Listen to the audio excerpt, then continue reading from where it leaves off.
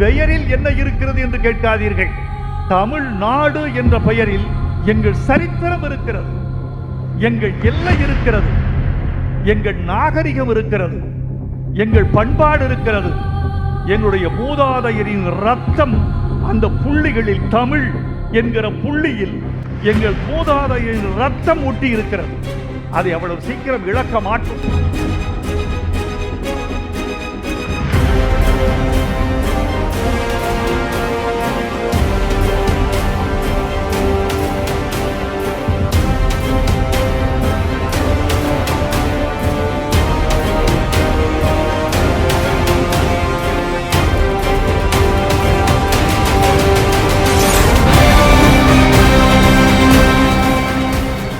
ஒரே வழிதான் இருக்கு, எங்கள் திருநாட்டில் எங்கள் நல்ல ஆட்சியே.